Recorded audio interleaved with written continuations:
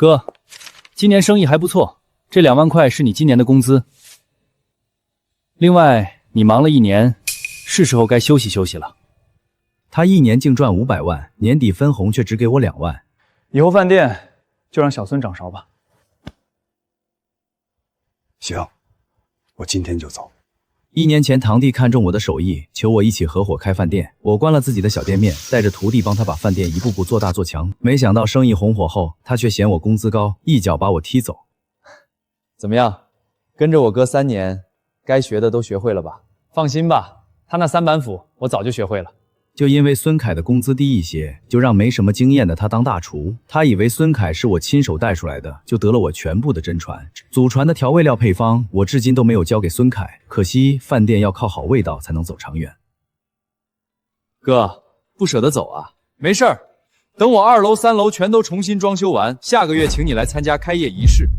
那就提前祝你开业大吉。孙凯不仅不知道调料配方，就连哪家的鱼虾新鲜，谁家的肉货便宜都不知道。既然堂弟觉得没了我，这家饭店照样能生意红火，那就让他拭目以待吧。张先生，合同没问题的话，需要预交2个月的房租1万块。不过对面那家饭店生意真不是一般的好，您在这儿开小餐馆，怕是不好干啊。没关系，我就要这家店。张明，一大早就忙活呢。本钱不多，能自己干的就都收拾一下。你说你在你弟弟的饭店干得挺好的，怎么想起来自己开这么个小店？不一样，这是属于我自己的事业，一份耕耘一份收获。老板，有菜单吗？不好意思，明天开业，到时候您再来，所有菜品半价。慢走啊，下次再来。得赶紧准备食材了。先来5斤，绝对新鲜。老板，你这牛肉能保证每天都供新鲜的吗？你要的量大，我还能每天给你送货上门。店刚开业，暂时先按每天20斤送。现在不用僵尸肉做菜的店可太少了，有空我得去你店里尝尝。好，随时欢迎。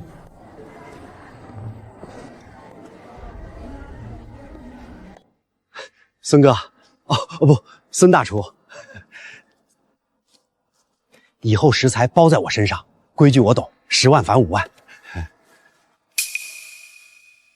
按照圈内的俗话，10返1，冻3年10返2，冻5年10返3。谢丽婷，孙凯这10返5采购的肉类究竟是什么肉？恐怕就连老板自己都不知道。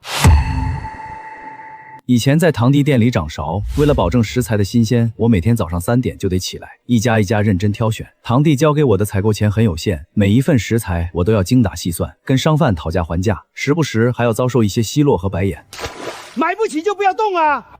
老板抽根烟，这鱼便宜点卖给我，就当开个张。正因为有我这份严谨和认真，堂弟饭店开张以来就从没有顾客吃坏过肚子，名声也就是这么一点点打了起来。最终做到了全城好评榜第1，尊重顾客才能收获人心，用垃圾食材糊弄顾客，迟早自取灭亡。搞定完食材后，我接到父亲的电话，说是堂弟在家族祠堂里开一个答谢会，同时还要给大家宣布一个大喜讯。我还没跟爸妈说，我已经不在堂弟的饭店干了。在老一辈的世界观里，血浓于水，我跟堂弟一起合伙干的营生，堂弟应该不会亏待我才对。但今天应该是瞒不住了，堂弟还在向大家讲述他开这个饭店的不容易，从一个只有20来平的小饭店，一步步做大，做到全城好评第1。然而他所讲述的这些，我都陪他经历过，甚至比他做的更多，但他却半句话都没有提到我。是我凌晨3点起来亲自挑选食材，是我拿出祖传调味料，让饭菜变得更加鲜美，顾客连连称赞。饭店每逢节假日生意爆满的时候，也是我颠勺颠到半夜，最后累得直不起腰。直到现在，我的腰上、手腕上都还贴着膏药。然而这一切最后只换回了区区2万块钱。同时，我还要感谢饭店开业以来对我帮助最大的人。看来你堂弟还是念着你的，来年跟着他好好干，我们也能放心。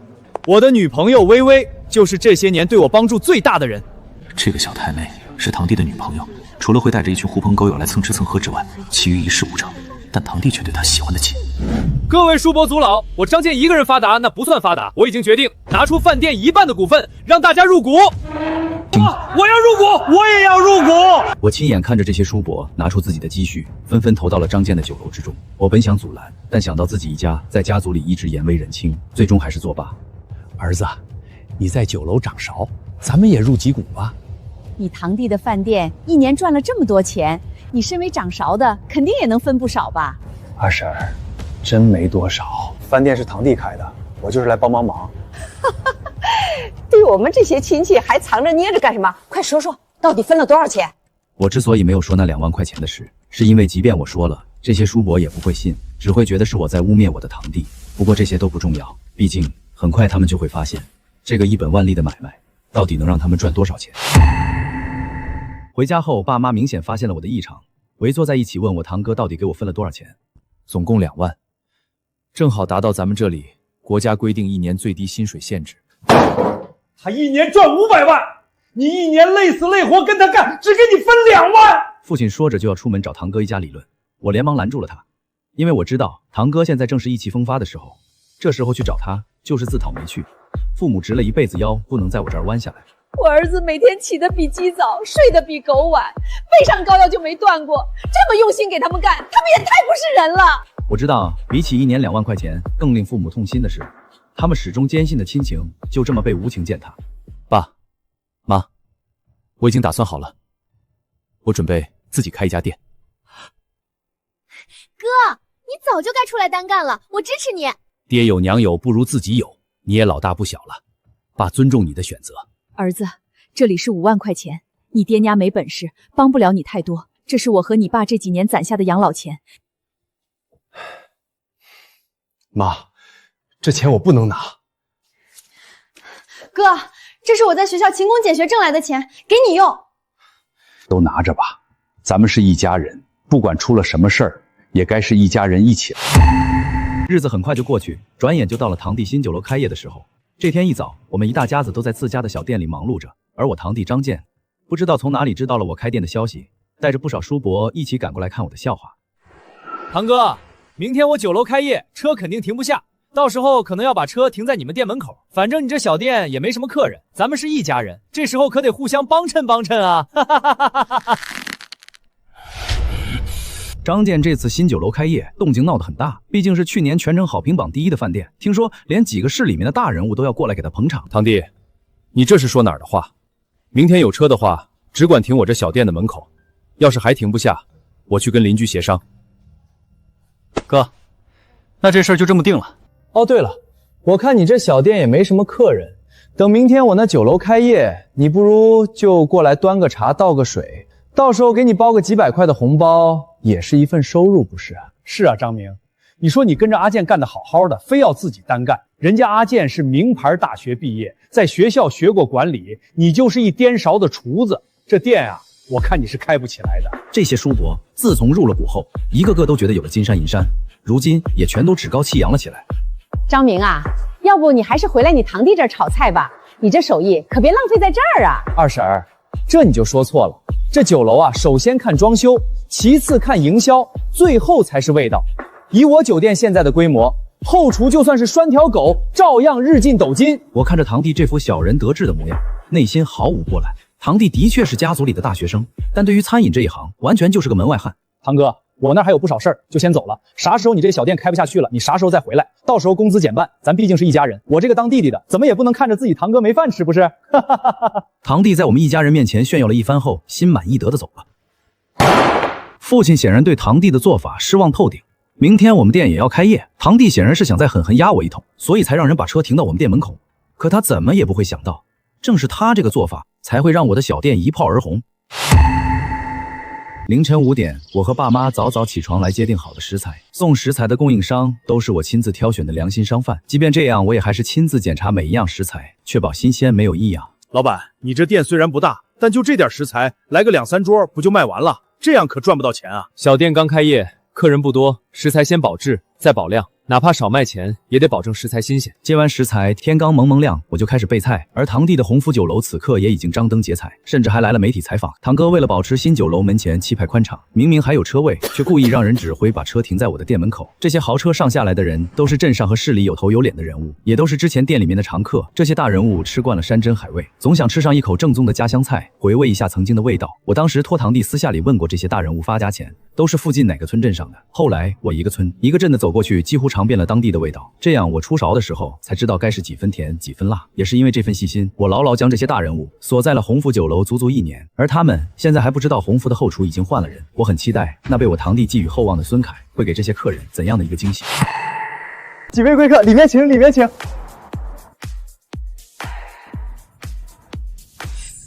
此时新酒楼门外排起了长队，还要排多久啊？我看这还有家小饭店，要不咱们去哪儿吃一口吧？吃啥吃啊？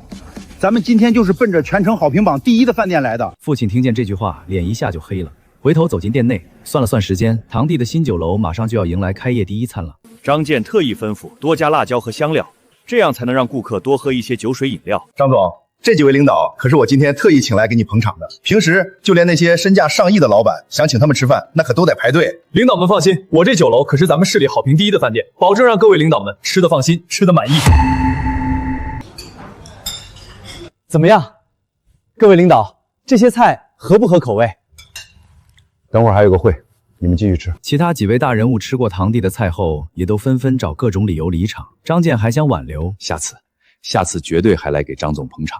今天确实有些急事儿。这些大人物们走南闯北，个个都是人精，明明吃出来酒楼食材有问题，却都没有当面跟堂弟说清楚，只是随便找了个由头，各自离去。张健看着几位大人物离开的背影，挠着后脑勺想不明白，但看着酒店内依旧高朋满座，堂弟还是露出了开心的笑容。而我的店直到下午1点，一桌客人都没上，爸妈眼看着堂弟的酒楼还在排长队，急得不行。儿子，这样下去也不是个事啊。妈，你放心吧，我心里有数。我刚安抚好了爸妈，那些提前离席的大人物们便纷纷走了过来。我知道我的机会来了。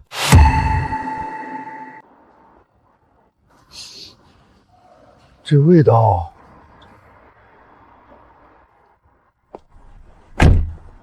老板，你们店里还有吃的吗？有的，不过我这就是个小店儿，菜品数目不多，跟对面的鸿福酒楼没法比。老板，那这样，我们也不点菜了，你们吃什么就给我们上什么，行不行？这一刻，我知道我的机会来了。那几位老板随便坐，菜马上好。店里终于开张，爸妈高兴的不行，忙前忙后的招待，而我却知道这是必然的结果。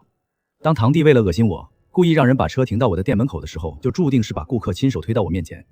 当然，这一切始终要看我有没有那个能力接住这几位来头不小的顾客。大餐厅有大餐厅的做法，小馆子有小馆子的门道。我这种苍蝇小馆想要抓住食客的胃，唯一不能缺的就是锅气。当热腾腾的食材刚脱离铁锅的煎炒，调味料与食材刚融入，却又没有彻底渗透食材，还保留几分食材本身风味的气息，这就叫锅气。这也就是部分食客一直在追求的民间烟火。爸妈满脸紧张站在一旁，十分紧张地等着那几位大人物给出这几道菜的评价。毕竟他们是我这小店的第1桌客人，爸妈满心期待，希望能给我讨个好彩头。大人物率先拿起来了筷子，夹起一份葱爆牛肉。虽然我对自己手艺有十足自信，但在这一刻内心也不免有些忐忑。大人物吃下葱爆牛肉的那一刻，整个人眼睛都放光了，朝身边另外几位点点头。不错，真的很不错，就是这个味儿。好在所有的忐忑与不安都在这几位食客的连连称赞下逐渐消弭。几位大人物满意点头，纷纷大快朵颐。爸妈看着这一幕也笑了起来。爸妈见此也悄悄松了口气。万事开头难，看来这小饭店的第1关算是完美度过了。饭后几位大人物满意擦了擦嘴。饭后我和父亲亲自把几位大人物送上了车。大人物拍着我的肩膀感叹道：小伙子，谢谢你今天没让我们扫兴而归啊。不过你这菜的味道，你说实话，鸿福酒楼以前掌勺的是不是你？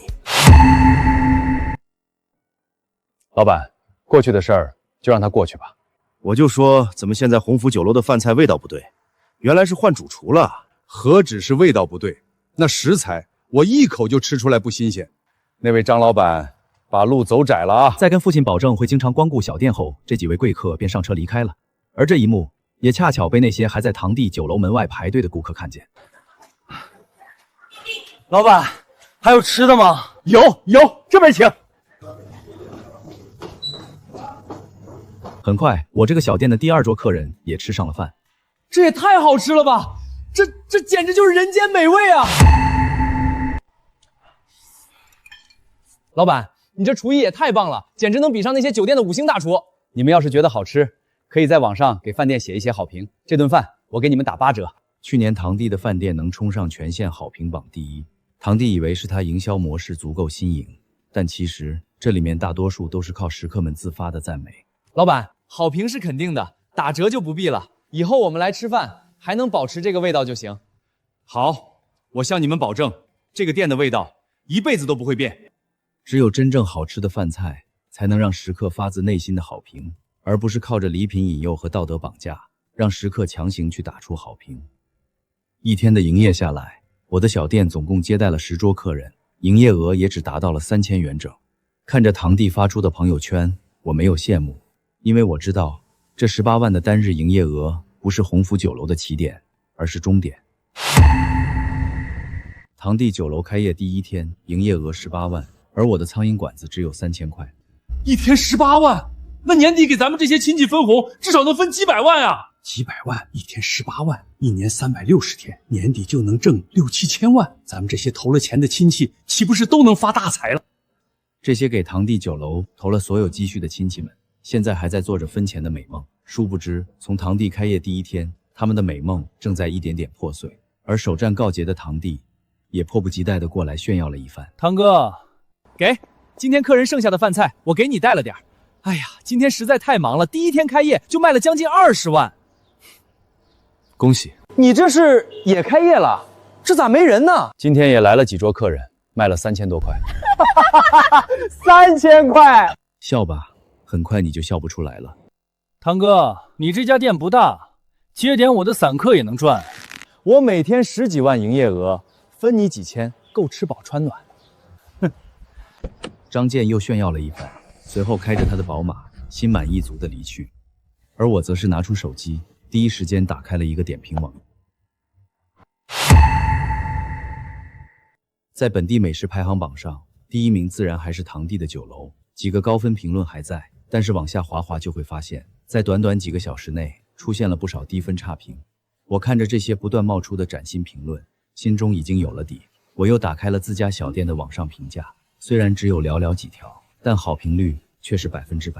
家人们，宝藏饭店就在鸿福酒楼对面，老板做的饭菜巨好吃，价格还便宜，无脑冲！现在的年轻人表达方式就是这么简单又直接，但往往就是这种表达最能吸引人眼球。虽然现在只有997位，但我相信只要用心做好每一道菜，第1的位置一定是我的。事实证明，我的想法是对的。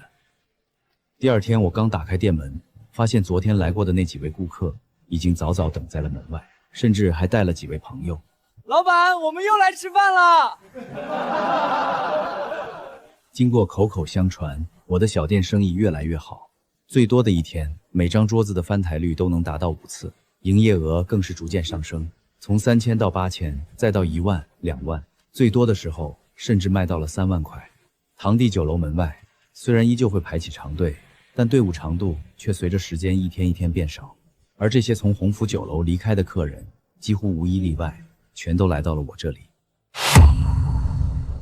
堂弟酒楼开业前3天都在发朋友圈炫耀酒楼营业额，第1天18万，第2天20万，第3天22万，一众亲戚纷纷吹捧。就在大家猜测堂弟的营业额什么时候会突破30万的时候，堂弟突然不发了。我知道，这是因为鸿福酒楼开业的热潮已经过去，现在营业额开始急速下跌了。第5天，堂弟酒楼门外已经没有排队的顾客了，虽然还有一些奔着他酒楼好评榜第1的名气过来吃饭的食客，但对比刚开业时的火爆，现在已经算是冷清了。这位老人是堂弟以前饭店的常客，隔3差5就会来饭店吃饭，每次只点2样家常小菜，吃完就走。堂弟不止一次背地里说过这位老人的吝啬，但是我却知道这位老人的身份绝对不一般。那天下班后，我在回家的路上亲眼看见他上了一辆造型很别致的车，因为我也不太懂车，还是后来回家上网去搜才知道，那辆车叫红旗国礼士，有钱都未必买得到。这次鸿福酒楼开业前几天都排起了长队，老人身体不好就没来，终于等到今天不用排队了，老人这才特意来给堂弟捧场。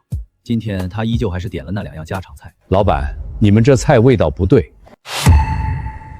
大家其实也都吃得出来堂弟酒楼饭菜不对，但却碍于面子，大家都没有直接说出来。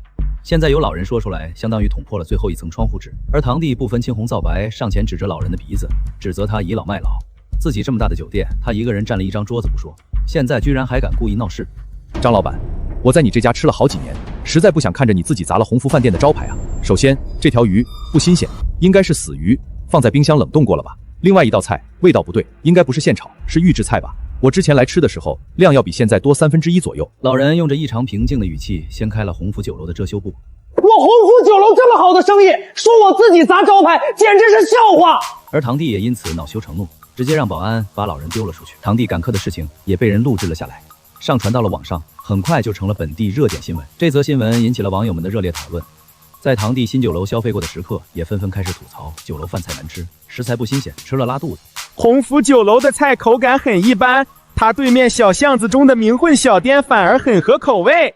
楼上也吃过名汉小店，那家老板炒的菜简直太好吃了。但更让我感到震惊的是，我从自家小店的其他客人口中得知了这位老人的真实身份。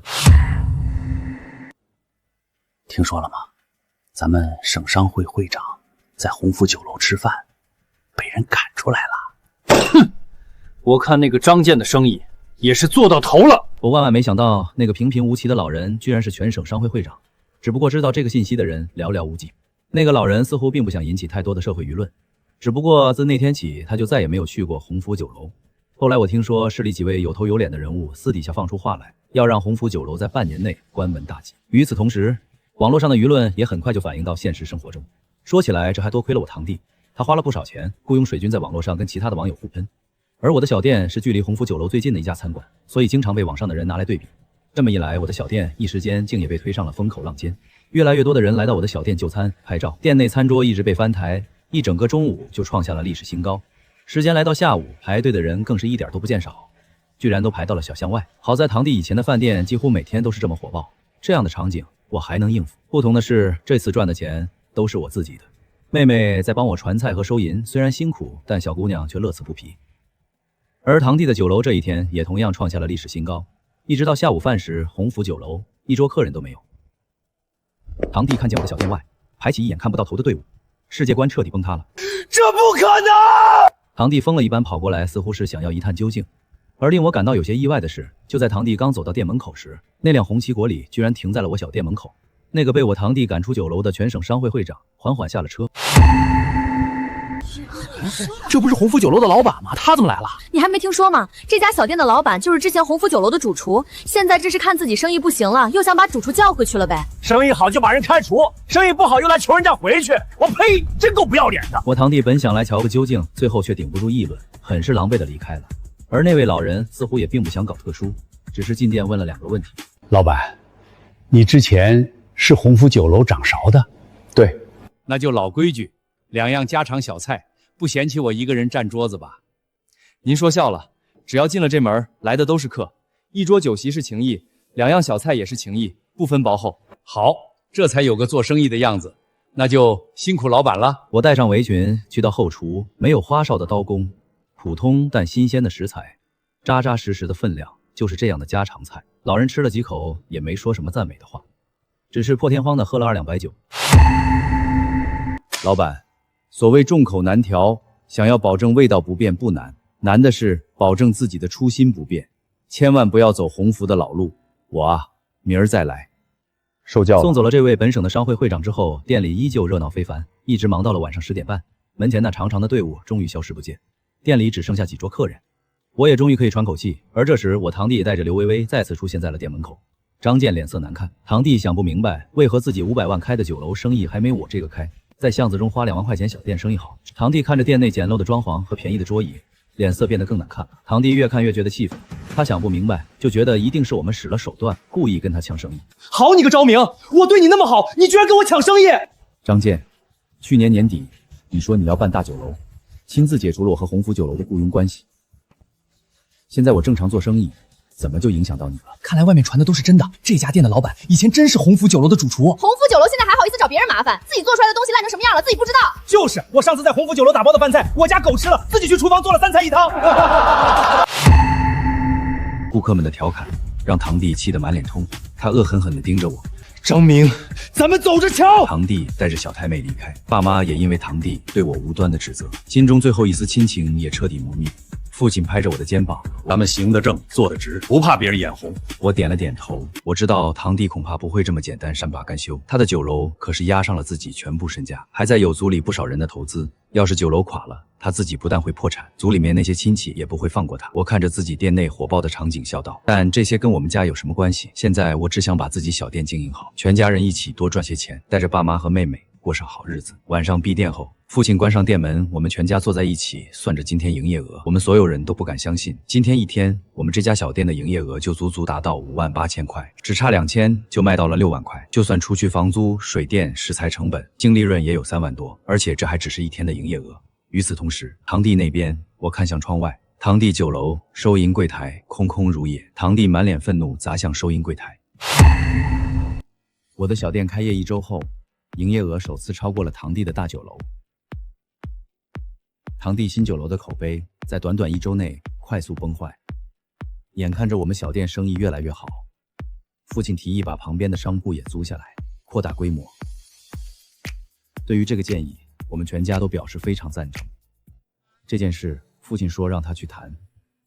这种一家人都在支持自己的感觉，是我以前从来没有体会过的。所以我要更加努力，来回报家人的支持。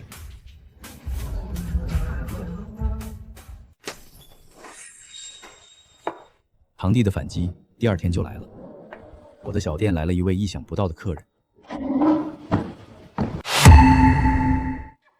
背叛我的徒弟，今天提着礼品上门，说要孝敬我。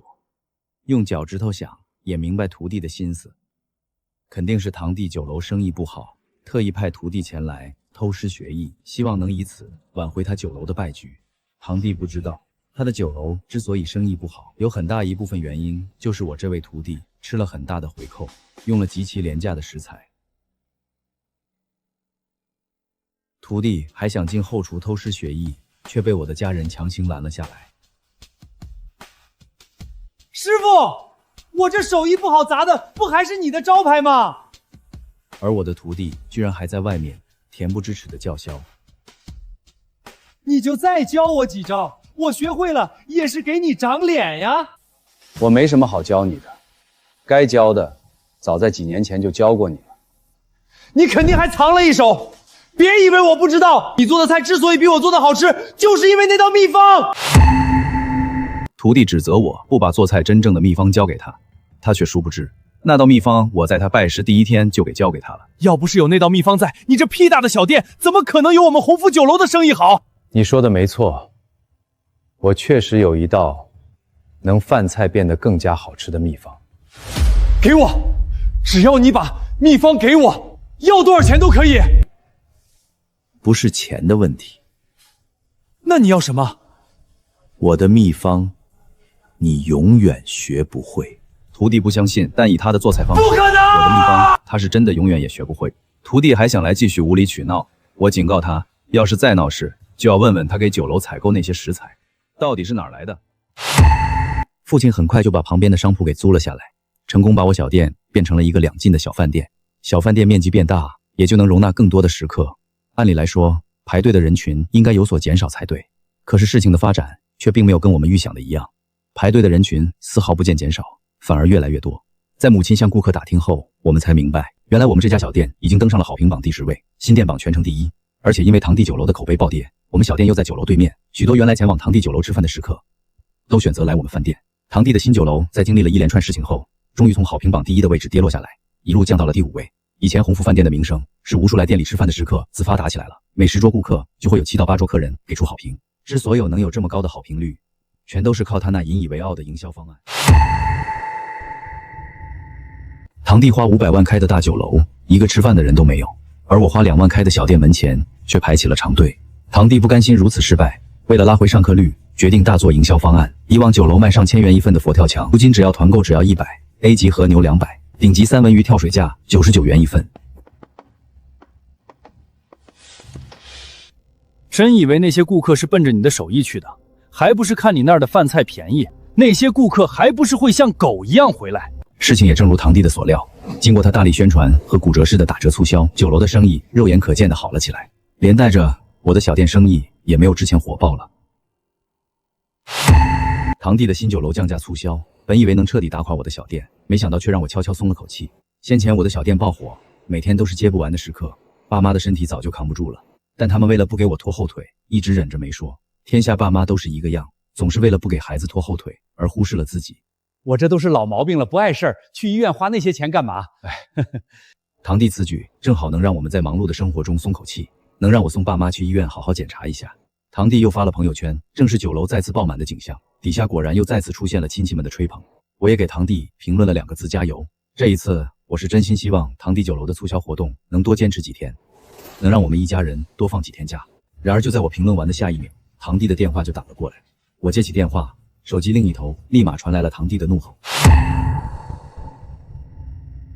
堂弟似乎被我评论的那2个字激怒了，直接开始对我怒吼：张明，你什么意思？想在亲戚面前给我上眼药？不要以为你的店好评榜超过我就赢了，我告诉你，不到最后我永远不会输。原来堂弟是以为我在给他上眼药，而令他真正愤怒的原因是我的小店在好评榜上超过了他的酒楼。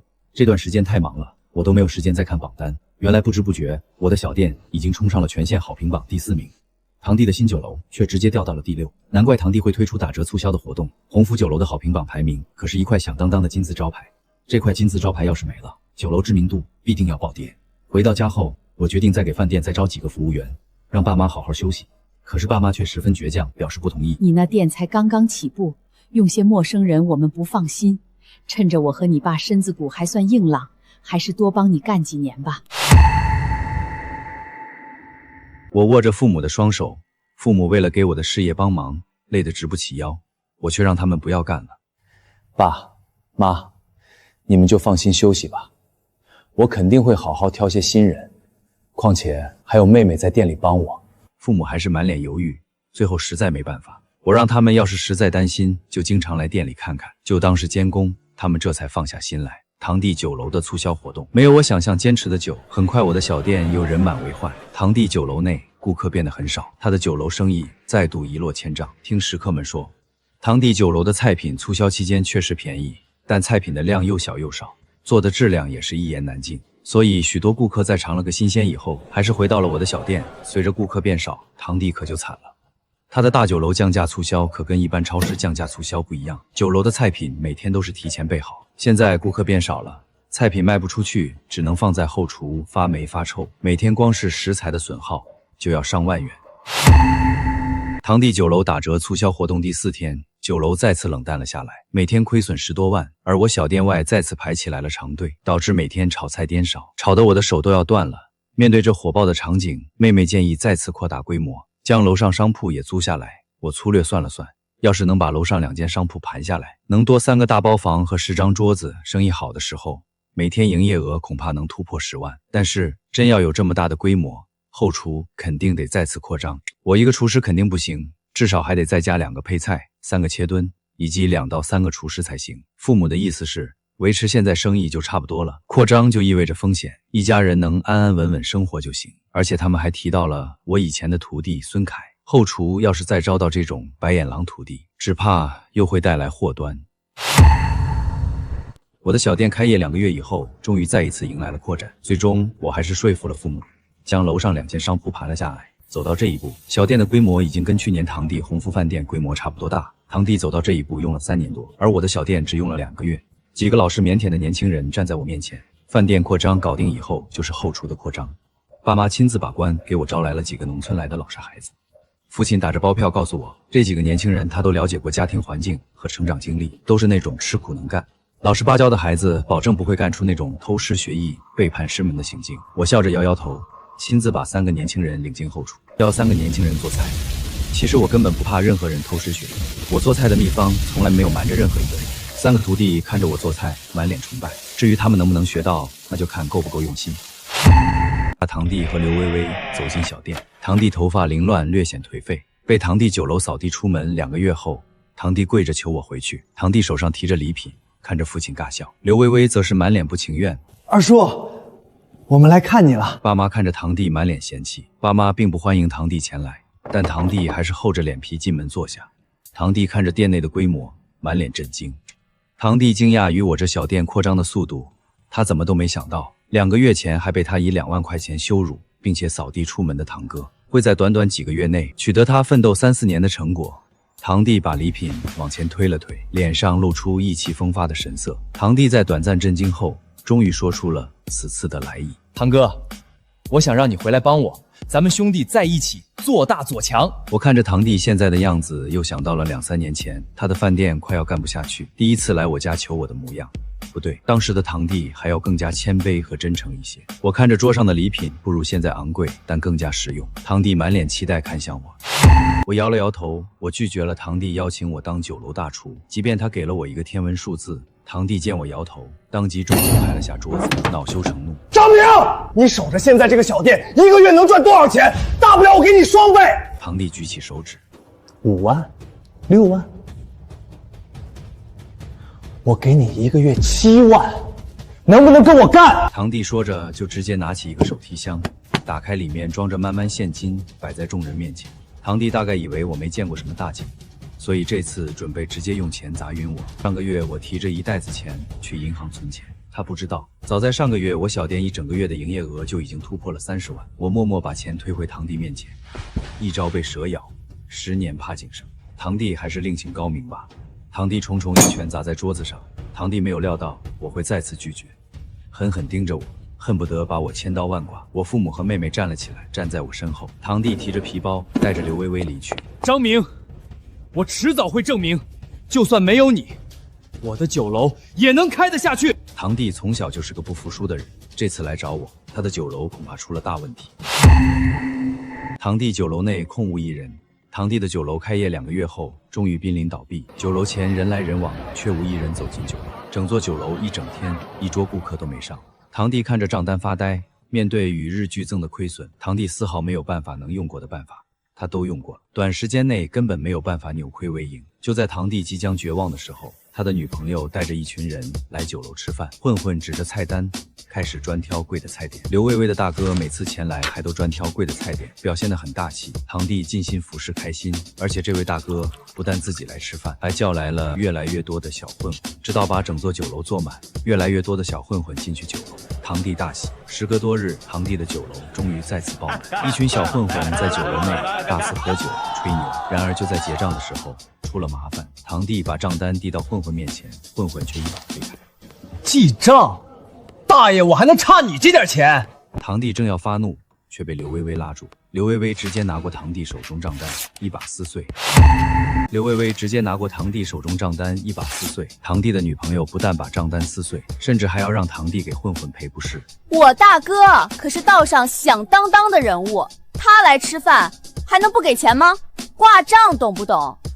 等到凑个整一起结。再说了，我大哥可是认识一位道上的大佬，到时候帮你引荐一下，还愁酒楼没生意？堂弟原本还愤怒的神情顿时恍然。可以，只要您愿意照顾小弟生意，帮忙引荐那位大哥，您在我这儿挂账绝对没问题。自从得了我堂弟的首肯以后，刘微微口中的那位大哥几乎每天都会带着一大批人来到堂弟的酒楼吃饭，但每次都是记账。堂弟看着越来越多空白账单，咬牙切齿。堂弟虽然不满，却也没有太好的办法。一来是他们口中的那位大哥还没有给他引荐，二来是这些混混虽然每天都来挂账，但也确实给酒楼增加了不少人气。一来二去，平日里的散客倒是比往常多了不少。但没过几天，给堂弟投资的一群亲戚一起来到了酒楼视察。大伯和三叔带着亲戚来到我的饭店门口。其实在去堂弟酒楼之前，他们先来了我的饭店看看。大伯和三叔看见我的饭店内满客，而且还有不少人排队，表情震惊。他们有些惊讶，我的饭店生意这么好，但由于都投资了堂弟的酒楼，嘴上依旧还是看不起我们一家。大伯满脸鄙夷走进饭店，指着菜单，卖的这么便宜，就算生意好也赚不了几个钱，一辈子劳碌命哦。父亲听着大伯的讽刺，心里十分不舒服，但终究还是没当面驳了大伯的面子。你这娃没本事哦，你爸妈这么大年纪了，从来没享过福，还帮衬你忙前忙后，真是造孽啊！母亲上前指着三叔鼻子开骂，我们不帮亲儿子帮谁？你们有眼光有魄力，哼，敢花大半辈子积蓄给别人打水漂。大伯、三叔脸色一变，他们还不知道，堂弟的酒楼从上个月开始就一直在亏损，连员工的工资、下半年的房租都要发不出来了。大伯、三叔脸红耳赤，指着我的父母，大伯他们反驳了我爸妈，觉得我们在造谣，就是眼红堂弟生意好。我妹妹张诗诗直接掏出手机举到他们面前，让他们亲眼看见。鸿福酒楼的好评榜跌落到第20名，评论区全是差评，一众亲戚满脸不可置信。新任好评榜第1，赫然我们的明和饭店。他们刚刚还在看不起的小店，大伯和三叔被怼得面红耳赤，带着一众亲戚纷纷逃离。他们走后，立马去了堂弟的酒楼。要是真的严重亏损，他们大半辈子的积蓄可就全都泡汤了。大伯和三叔进入酒楼，发现酒楼内坐满了人。大伯两人松了口气，觉得我们一家在说瞎话。堂弟的酒楼明明生意红火，怎么可能是要倒闭？就在两人还在商量待会儿出来怎会训斥我们一家的时候，不小心撞到了一名小混混。小混混揪着大伯的衣领，满脸愤怒，双方发生冲突。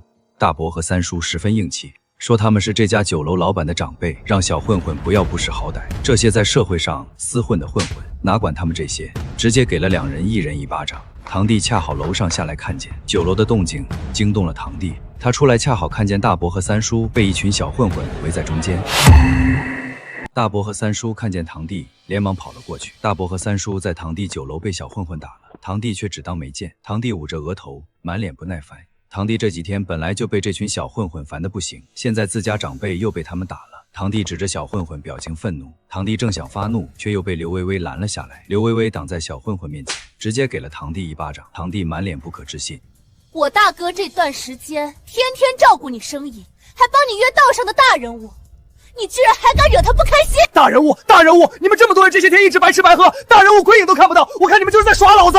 堂弟指着在场所有人怒吼。几天这么多小混混每天都来酒楼吃白食，堂弟光是食材都亏了10几万，还把酒楼弄得乌烟瘴气。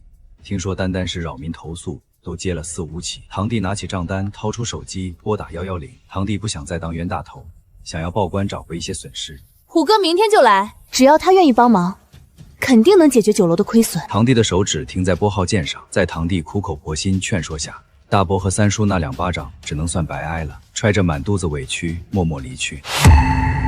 堂弟满脸期待站在酒楼外等着。经过漫长的煎熬，就在堂弟的酒楼即将坚持不住的时候，终于等到刘薇薇所说的那个能解决他所有麻烦的大人物。虎哥从一辆豪车上下来，上半身画满了纹身，整个人状态十分嚣张。堂弟看着虎哥的样子，简直不敢相信，他怎么也没想到女朋友所说的大人物居然是这么一副模样。刘薇薇拉扯着张健，连忙热情迎了上去。他的女朋友以前只是一个混社会的小太妹，他眼中所崇拜的大人物，其实更像电影当中的陈浩南、古惑仔那种。酒楼内，堂弟虽然不情愿，但小太妹却十分崇拜虎哥，把这段时间堂弟所遭受的困难，包括我抢堂弟的生意，一股脑全告诉虎哥，希望虎哥能帮忙解决。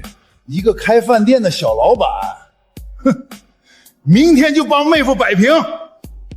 虎哥，你想怎么摆平我堂哥他们？虎哥皱眉，面露不喜。刘薇薇暗中戳了戳堂弟，江湖上的事儿你少打听，这世界上就没有我虎哥摆不平的事儿。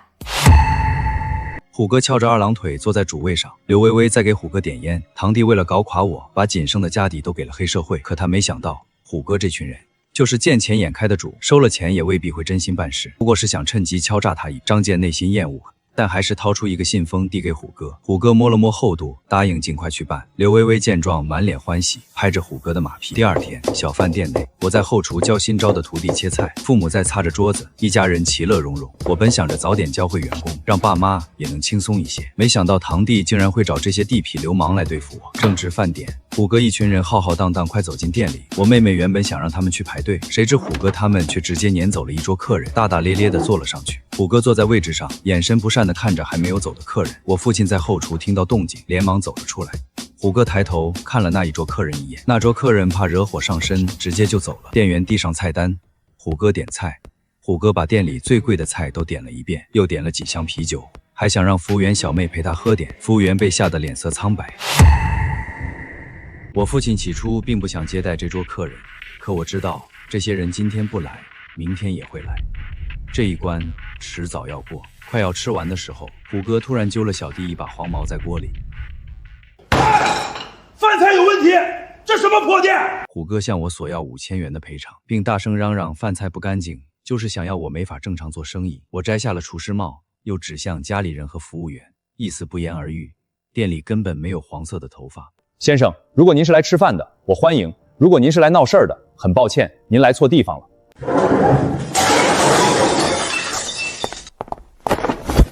老板，饭可以乱吃，话可不能乱说。我在你店里吃出东西，要点赔偿，这不是应该的。我知道他就是来故意闹事的，可我没想到，他被我拆穿后，非但没有收敛，反而更加嚣张，甚至还要动手打人。就在这千钧一发之际，有人站了出来。谁也没想到，会有人在这个时候挺身而出。混混看见大哥被擒，抄起凳子就冲了过去，可他们根本不是对手，没费什么功夫就全都按倒在地。熟客从兜里掏出证件亮明身份，混混们瞬间不再反抗。谁也没想到，这位常来吃饭的熟客竟是位警察。警察同志看清楚了整个过程，没问几句，虎哥一会儿就立马坦白了，供出了是背后的堂弟指使。警车抵达现场后，将虎哥和同伙以及堂弟一起铐走，带回警局依法处置。后来听警察同志说，那位虎哥确实是一位大人物，一个牢里面的大人物，早些年捅伤了人，前些日子刚被刑满释放，堂弟和虎哥被放了出来。堂弟派人来砸我店铺的事儿，最终被定性为寻衅滋事，关了半个月就被放了出来。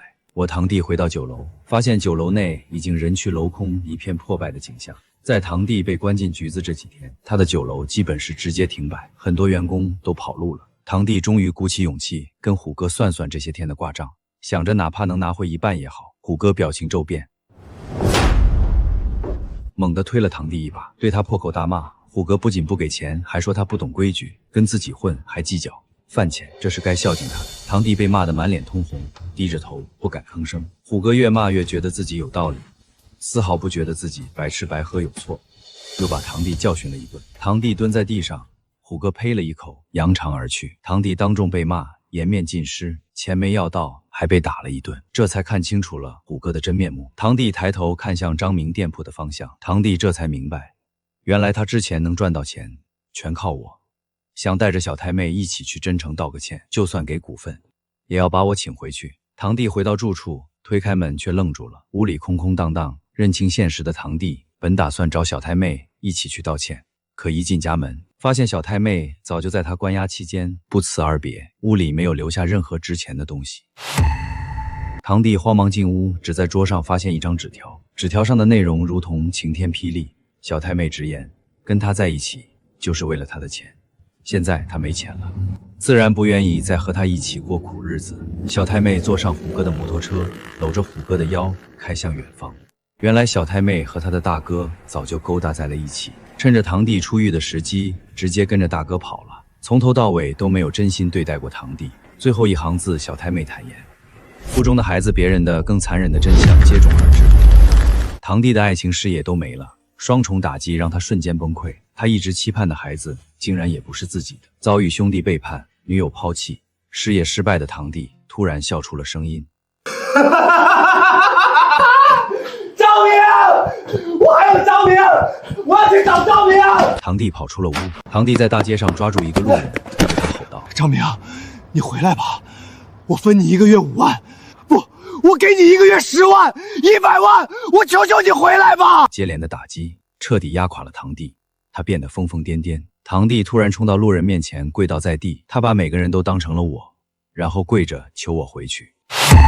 对面酒楼大门紧锁，贴着倒闭转让，旁边我的饭店生意红火，鸿福酒楼最终还是彻底倒闭关门。曾经嚣张的员工孙凯也因此彻底失业，走投无路，只能厚着脸皮又回来找我。孙凯衣衫褴褛，神情憔悴，在饭店门口徘徊半天，不敢进门。孙凯当初跟着老板把我挤走，还把饭店搞黄了，在整个行业都没人要他，自己攒的那点钱也跟着投资酒店烟消云散，实在没有地方去了。孙凯咬牙走进饭店，走到后厨，低头认错。走投无路的孙凯不停道歉，说自己只是一时糊涂，希望能回到店里打工。看在师徒一场的份上，只求给自己一口饭吃。我停下手中的活，看着孙凯，摇了摇头。我没有心软，也没有被他的可怜打动。一朝被蛇咬10年怕井绳，只是平静地拒绝了他。孙凯要下跪，被我拦住。当初的伤害太深，自己可以不记仇，但是这个店是我们一家子的心血，不可能让不稳定的因素存在。孙凯脸色苍白，愣在原地，一脸绝望。孙凯以为自己是我唯一的徒弟，就算不让他当厨师，起码也会让他当个服务员。万万没想到我会直接拒绝。我不再看他，接着忙碌。孙凯灰溜溜地走出了饭店。街上寒风阵阵，孙凯头发凌乱，衣衫单薄，眼神无光。孙凯在被张明拒绝后，彻底没有了出路，没工作，没钱，只能流落街头。孙凯缩在桥洞下，冻得瑟瑟发抖。孙凯不停地扇着自己的耳光，走投无路的他终于幡然醒悟，想起之前的种种，如今落到这般田地，都是自己咎由自取。孙凯四处找工作，在工地、小餐馆扛沙包，他想找份活计糊口，可他好吃懒，做惯了，没手艺，没力气，又劣迹斑斑，处处碰壁。从前眼高手低，没有一技之长，又品行不端，根本没人愿意收留他。孙凯放下身段，去了菜市场找了个卸菜的活，顶着寒风搬货、卸货，累得满头大汗，却没有半句怨言，干活格外卖力，再苦再累都咬牙坚持，整个人变得沉迷寡言，不再好高骛远。经历了绝境，孙凯彻底改过自新，不再骗人，只想靠着自己的双手老老实实赚钱，重新做人。孙凯拿着日结的微薄工钱，拿出小布包放了进去，靠着体力勉强糊口。孙凯也体会到了赚钱的不易，彻底改掉了之前的恶习，重新开始了自己的人生。孙凯来到了我的饭店门口，深深地鞠了一躬，他心里万般愧疚，知道自己没脸再面对张明，这一躬是道歉，也是告别。孙凯背着自己的小布包，坐上了开往外地的火车。正午时分，饭店人声鼎沸，每个位置都坐得满满当当。我靠着诚信经营，每天都座无虚席。对面酒楼关门之后，客流量都到了我这边，口碑越传越快，甚至有外地的专门过来吃，生意越来越好。原本扩建后的店面早已装不下源源不断的客人，看着客人天天排队，我想把店面扩大，让大家能少等位，生意也能更上一层楼。我找来了房东，顺利签下了周边店面的合同。我打算打通墙体，增加餐位，没有花里胡哨的装修，只追求使用整洁，既要让店面更大，也不能影响现在的店铺正常营业。扩建的日子里，我全程都守在店内，全新的饭馆彻底大变样，不用让客人挤小板凳等号了。街坊路过都忍不住夸赞，说张老板在这开店，顺带着他们的生意也好了起来。新店开业没有大操大办，我和父母简单剪裁，店里很快就坐满了人。我扩建后的饭馆坐满食客，出菜顺畅，秩序井然。饭店扩建后，我早就月入100万了，并且销售额还越来越多。消息很快传回了同族亲戚耳中，亲戚瞬间红了眼，打起了我的主意。饭馆突然闯进蛮横的2男1女，是张明的远房堂叔、堂婶和堂弟。这几个亲戚向来游手好闲，前段时间跟着盲目投资，不仅赔光了积蓄，还欠了一笔外债。一听说我的饭馆做大还扩建了，就急匆匆的上门了。堂叔往桌上一坐，就开始哭诉自己亏了多少钱。张明，你之前是鸿福酒楼的主厨，我投的也是鸿福酒楼，这亏了的钱，你可要补给我们。我懒得理他们，转身就想走。咱们是一家人，你现在发达了，就要帮我们还钱，不然就是忘本。不认不认！我告诉你们，这是不可能的。哎呦，大家快来看呀！完了天了！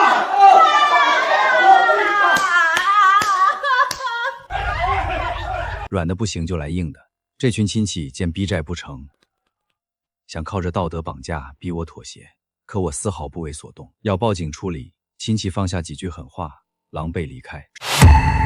亲戚看着鸿福酒楼破败的样子，满脸震惊。那些跟着堂弟投资办酒楼的亲戚们，最后都赔得血本无归，大半辈子积蓄全都搭了进去。为了挽回损失，他们几乎把酒楼翻了个底朝天。然而堂弟欠的外债也在找他要钱。现在的鸿福酒楼一草一木都属于法拍资产，最终他们不但没有挽回任何损失，还被债主们又要求赔了一大笔钱。债主拿着合同指着条款给亲戚们看，因为他们给堂弟签的投资条款上明明白白写着他们是作为酒楼投资方入股，参与年底分红。现在酒楼垮了，他们身为股东自然要共同承担债务。最后酒楼外被挂上出售的招牌，我们一家看着酒楼，谁也没想到曾经制霸一方的鸿福酒楼会在短短几个月内就轰然倒塌，而鸿福酒楼的老板我的堂弟却神秘失踪，没人知道他去了哪里。虎哥带着小太妹从家里跑出来后，一开始还觉得潇洒，可从堂弟那里卷走的钱很快就用光了。他既不想上班，又吃不了苦。以前靠欺负人过日子，现在到了城里，根本没人怕他，也没人让他免费吃喝，日子一下子就垮了。虎哥，我有点饿，想吃点东西。吃，就知道吃，老子哪来的钱？曾经那么好的2个人，现在一开口就是吵架。虎哥怪小太妹拖累自己，小太妹怪虎哥没本事。现在才知道以前的日子过得有多安稳。虎哥打电话找以前的朋友借钱，要么没接，要么忙音。虎哥这才明白自己以前的江湖义气、兄弟感情都是假的。有权有势的时候，身边全是朋友，现在落魄了，一个真想帮他的都没有。虎哥本性暴露，又开始干偷鸡摸狗的事情。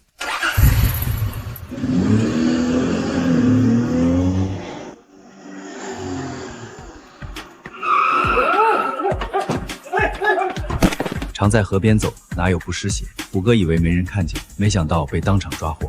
小太妹在家等半天，也没看见虎哥回来，挺着肚子出去找。刚到门口，就看见虎哥被押上警车。小太妹眼瞅着虎哥被抓走，心里又怕又悔。她想起了堂弟对她的好。民警询问了小太妹几句，小太妹支支吾吾说不出几句话。民警看她大着肚子，并未多问就离开了。虎哥在警车满眼绝望。这一次因为有前科，数罪并罚，要关很多年。风中只有小太妹，不知何去何从。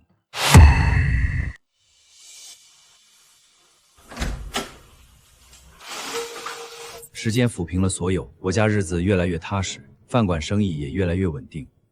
徒弟都开了2家店铺，学到了8分手艺，但更重要的是学到了诚心做人。生意红火，家人安康，这就是我一直以来追求的生活。我提着饭菜来到了精神病院。堂弟如今的处境，说他罪有应得也好，自作自受也罢，现在他疯了，傻了，一切也就结束了。往后余生，就让他在这精神病院好好生活吧。孙凯在外地的工厂认真干活，勤勤恳恳。他给我寄过一封信，只有短短一句：师傅，我错了，我会好好做人。他完成了自己的救赎。